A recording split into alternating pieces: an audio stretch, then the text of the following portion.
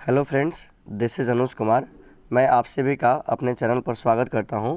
आज हम first book का नाम है फर्स्ट फ्लाइट। 10th क्लास के फर्स्ट बुक का नाम फर्स्ट फ्लाइट और इसी वाले बुक से chapter number 4 from the diary of एने फ्रैंक वाले चैप्टर से एने के जीवन के बारे में डिस्कस करने जा रहा हूं। आशा करते हैं कि आप लोग को ये कैरेक्टर वाला सीरीज पसंद आ रहा होगा। एने का लाइफ बोल लीजिए या फिर ऑल अबाउट एने बोल लीजिए या एने का कैरेक्टर बोल लीजिए। एने के बारे में हम आशा करते हैं कि आप इस लेसन को अगर पढ़ रखे होंगे तो ये कैरेक्टर भी आपको बहुत अच्छे ढंग से समझ में आएगा।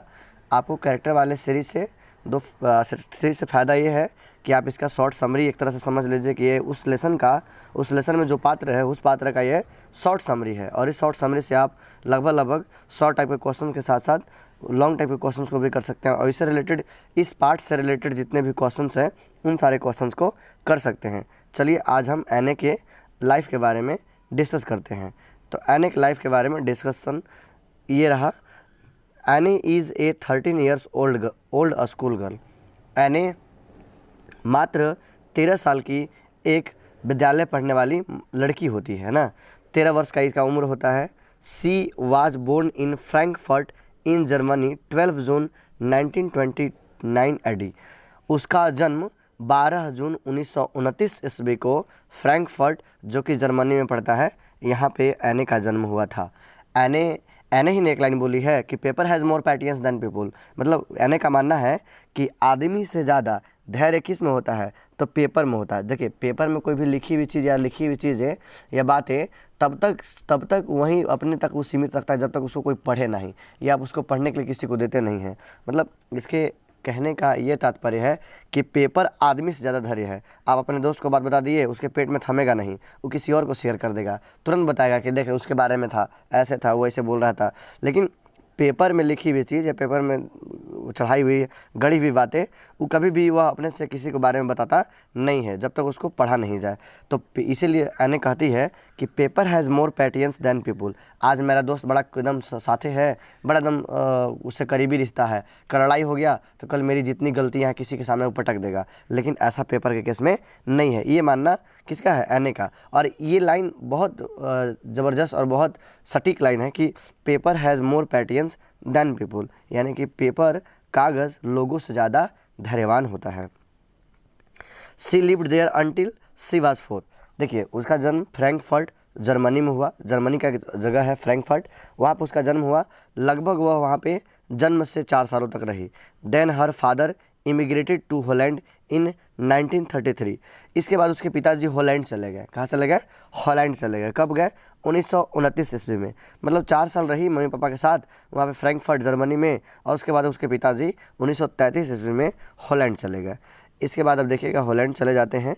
तो हॉलैंड चले जाने के बाद अब बाद में उनकी मम्मी भी हॉलैंड चली जाती है, बाद में उनकी माँ भी हॉलैंड चली जाती है।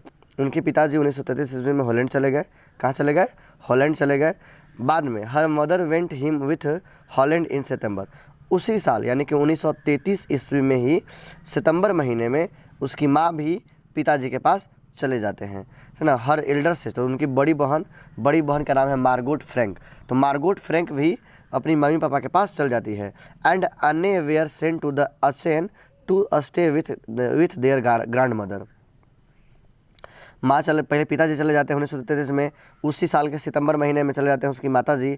बाद में उसकी बड़ी बहन मार्गोट फ्रैंक भी चल जाती है। अब बच जाती है एने फ्रैंक। तो एने फ्रैंक को एचेन भेज दिया जाता है। एचेन एक जगह का नाम है, वहाँ पे कौन इसके रहते थे? तो आप इसके ग्रैंड मदर यानी कि दादा दादी लोग जहाँ पे रहते हैं वहाँ पे एने फ्रैंक को भेज दिया जाता है। ठीक है, आगे देखिएगा। मार्गोट बाद में जो हॉलैंड जाती है तो Margot went to Holland in December. Margot Holland कब जाती है? देखिए पिताजी गए 1933 में, मम्मी गई सितंबर में। अब बड़ी बेटी यानी कि इसकी बहन, एने की बहन कौन? मार्गोट फ्रैंक दिसंबर महीने में कहाँ चली गई? वो भी हॉलैंड चली गई मम्मी पापा के पास। एंड एने फ्लोइड इन फरवरी, और एने को भी फरवरी में बुला लिया गया। Anne was admitted to the Montessori nursery school, उसे एने को मान लीजिए 4 साल की एज है तो कौन अब कॉलेज नहीं चली जाएगी, उसको मॉन्टेसरी नर्सरी स्कूल में दाखिला दिलाया गया, उसको एडमिशन कराया गया। She stayed there until she was 6, वह तब तक वहाँ रही जब तक उसका उम्र कितना पूरा गया था, 6 साल, यानी कि मात्र 2 साल।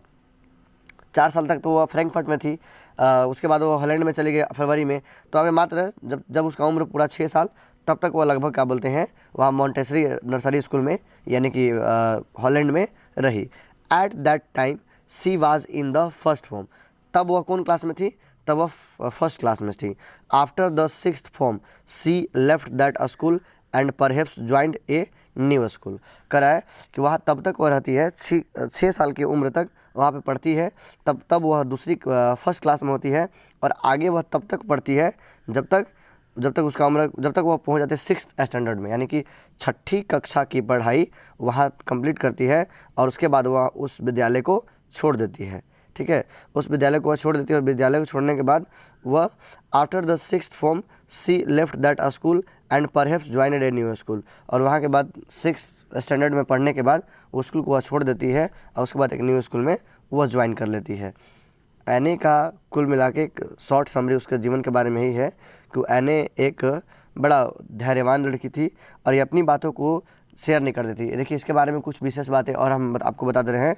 इसका एक डायरी था, मतलब डायरी समझते हैं ना जिसमें हम लोग अपना नोट्स लिख के रखते हैं, तो इसकी भी एक डायरी थी। इसकी डायरी का नाम था, ये अपनी डायरी को नाम रख देती थी किट्टी, और किट्टी को एज ए फ्रेंड ट्रीट करती थी। इसका मानना था कि किट्टी ही मेरी दोस्त है, जब तक मेरी कोई रियल फ्रेंड नहीं मिल जाएगी तब तक हम अपनी सारी बातों को इसी डायरी में नोट एंड डाउन करूँगी, है ना।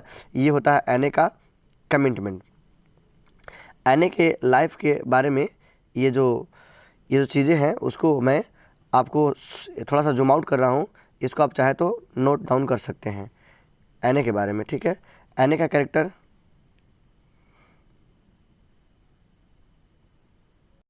हमने इसका जूम आउट कर रखा है, आप इसका एक स्क्रीनशॉट फ्यूचर फर्दर यूज़ के लिए रख सकते हैं।